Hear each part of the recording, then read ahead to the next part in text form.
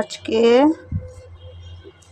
এই কোয়েল পাখির ডিম আর এই ছোট ছোট আলু দিয়ে রান্না করব, কিন্তু আলাদা করব নাকি একসাথে করব বুঝতে পারছি না। কীরকম করে খেলে ভালো লাগবে।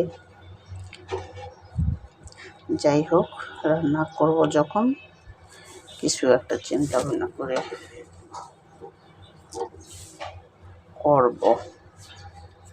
আর রান্না করার পরে খেতে তো ঠিকই ভালো লাগে, তাই না? তো এর আগে করছিলাম পাখি এবং ডিম একসাথে। আজকে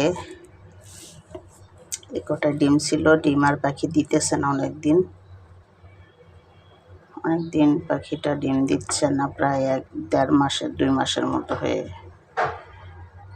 না হতো না।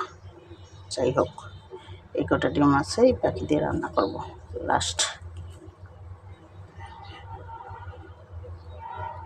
ঠিক আছে, কেমন লাগবে বলেন তো খেতে?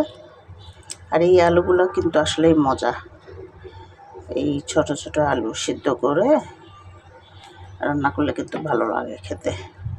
এটা ডিবে ছিল, মাত্র বের করলাম, পরিষ্কার করা।